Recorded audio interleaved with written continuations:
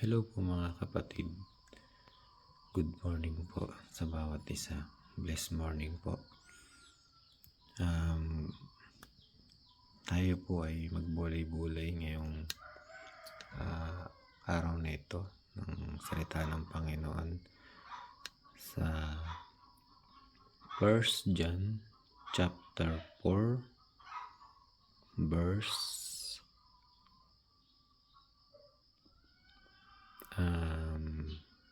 21 mga kapatid.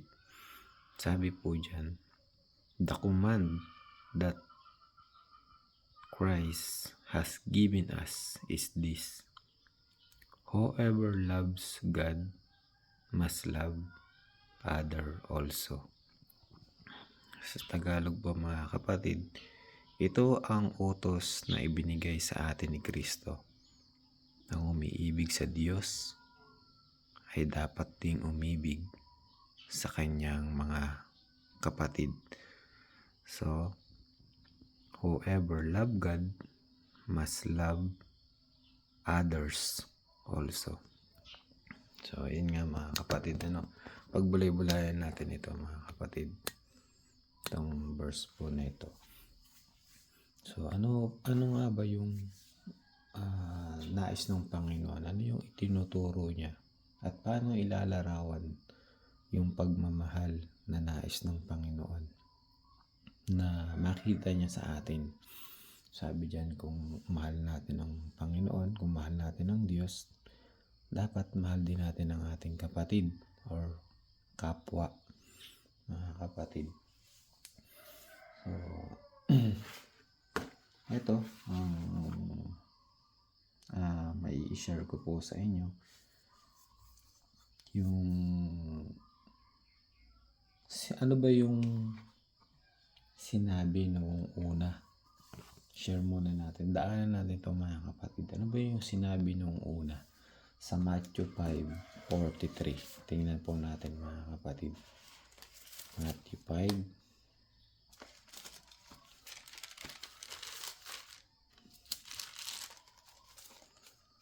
5. Meron po kasing sinabi nung una.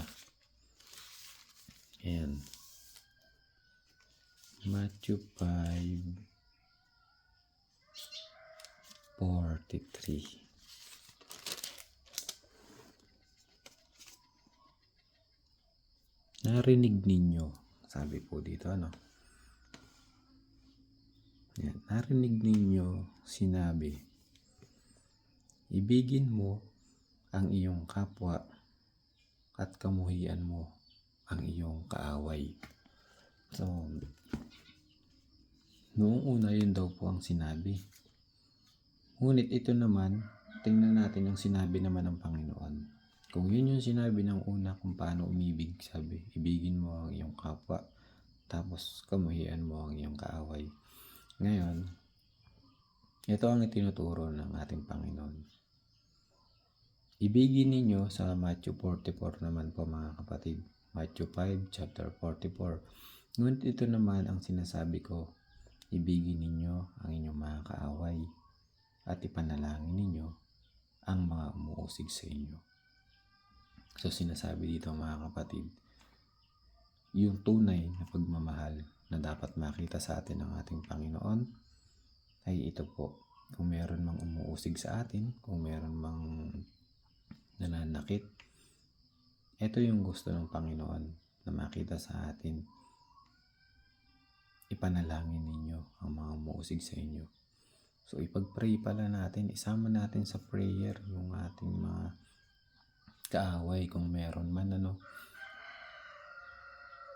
Paano, anong magiging result nun mga kapatid kung tunay na idinadalangin natin sila, kung tunay na tayo ay nagpapatawad? Anong magiging result nun? Basahin naman natin sa Matthew 5 verse 45. Upang kayo'y maging tunay na anak ng inyong Ama na nasa langit, sapagkat pinapasikat niya ang araw sa mabubuti, gayon din sa masasama.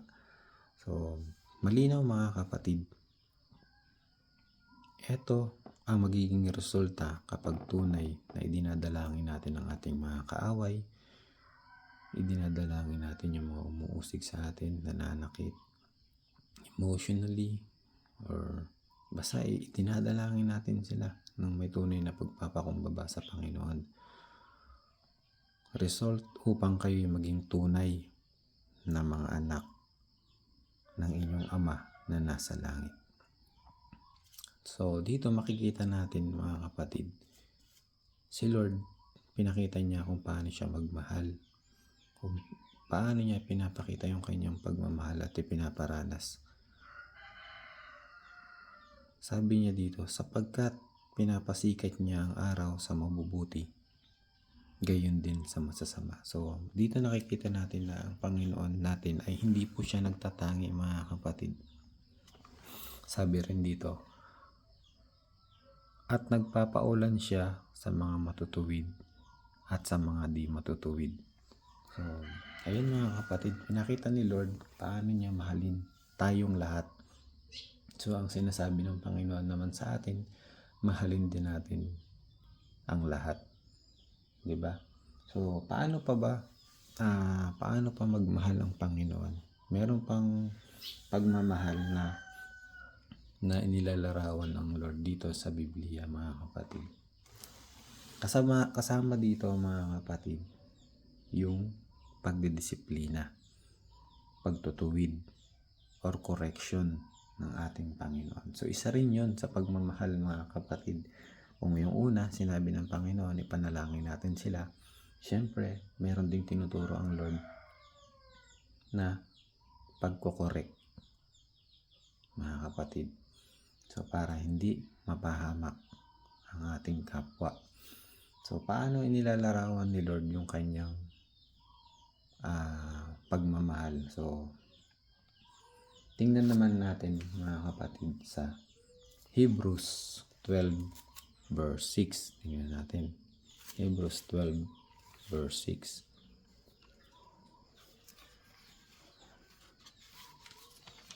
Ayan. So, Hebrews 12.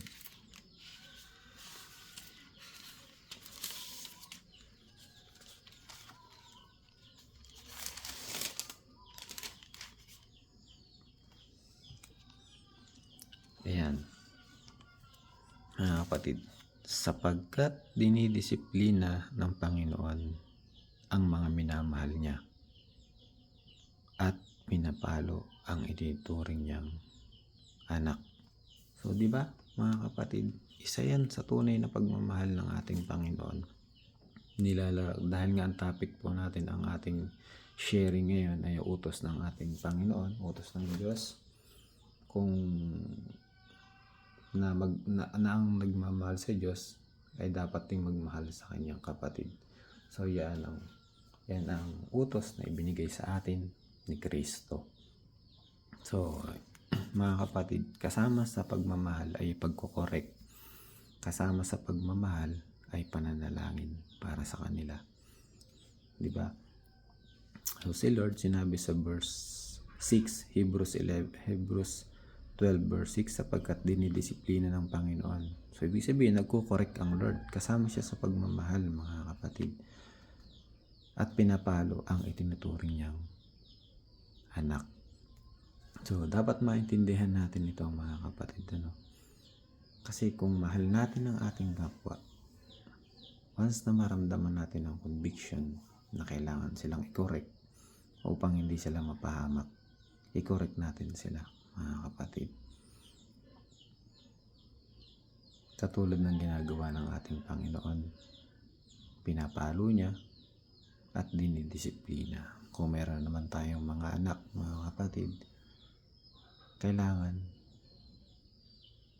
i-correct natin sila. At paano natin sila i-correct? Ano yung way, mga kapatid? Siyempre, kailangan yung puso mo maayos.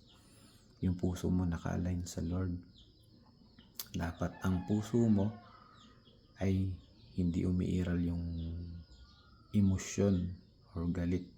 Dapat mahinahon. Yun yung tinuturo ng Panginoon. Mag-correct man tayo, syempre, kailangan mahinahon. Kung naaalala niyo po yung sinabi ni Apostol Pablo sa 1 Corinthians. So, naalala ko lang siya mga kapatid na hindi ko eksaktong alam kung anong version, pero nandun sinabi niya na kung wala siyang pag-ibig, para lamang siyang kampanang umaalingaw-ngaw, para lang siyang pompyang na tumatagingting. So mga kapatid, kailangan yung puso natin naka-align sa ating Panginoon kapag tayo ay magko-correct mga kapatid. Dahil kapag naunahan tayo ng emosyon at tayo ay nagko-correct, maging halimbawa sa mga anak natin na nagkamali, ko-correct natin sila. Tapos galit tayo. So hindi niya ganong maiintindihan yung nais mong ipaunawa sa kanya dahil nauunahan siya ng takot. Kaya kailangan mahinahon. At sa pagiging mahinahon mga kapatid, alam niyo naman, ito ay bunga ng banal na Espiritu. Ito ay fruit of the Holy Spirit. Mga kapatid, ang pagiging mahinahon sa pagkukorek. So, ang kaparaanan ng Panginoon, hindi natin alam mga kapatid kung paano niya ito paano niya pinapalo, dahil alam naman natin na hindi natin abot ang kaisipan ng Panginoon, pero meron siyang example dito na pinapalo niya ang itinuturing niyang anak. So hindi na natin alam kung paano ginagawa yun ng Lord, dahil ang kaisipan ng Panginoon ay hindi natin kayang abutin mga kapatid.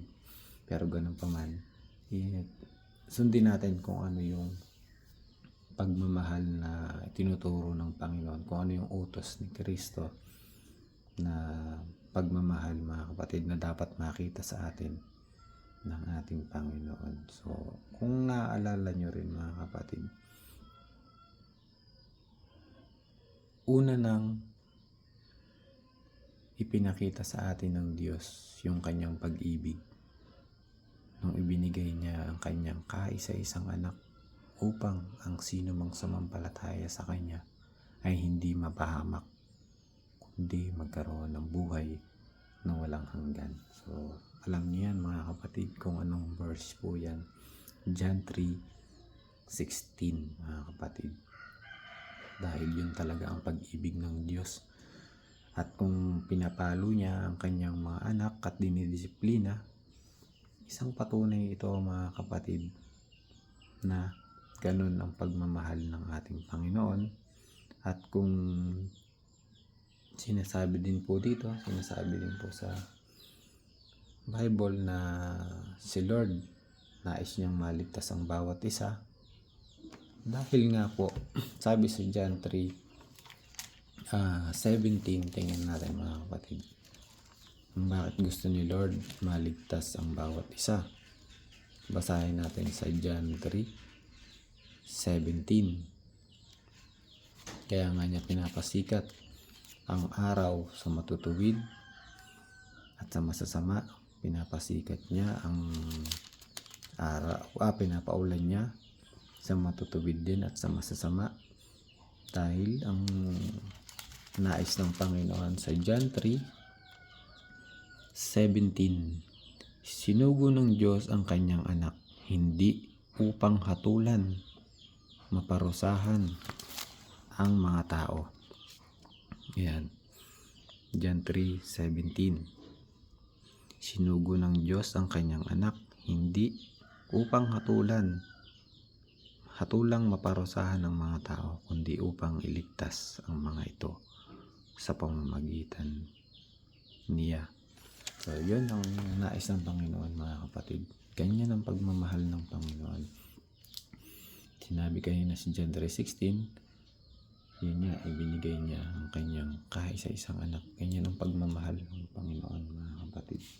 So kung bubulayin ulit natin, babalikan natin yung ating verse sa 1 John 4:21. Ito po yung nais ng Panginoon na pagmamahal na dapat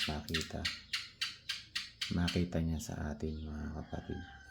Dahil kung talagang mahal natin ang Panginoon, kung mahal natin ang Diyos, dapat mahal din natin ang ating kapwa.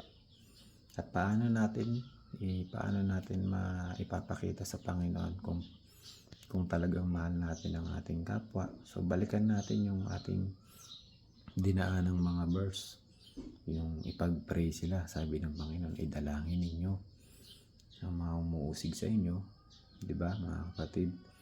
At ano pa yung isa pang way para maipakita natin yung pagmamahal natin sa ating kapwa?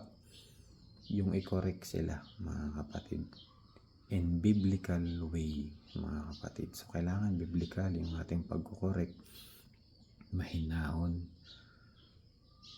at may pagpapakumbaba, mga kapatid. So yun ang pagmamahal na nais makita sa atin ng ating Panginoon.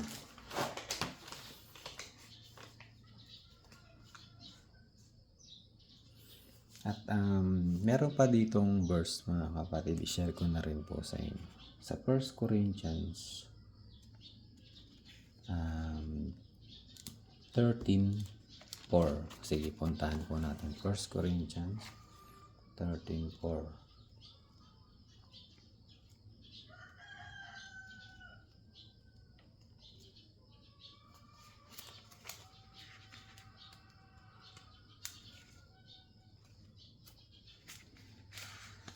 First Corinthians 13. Ayan.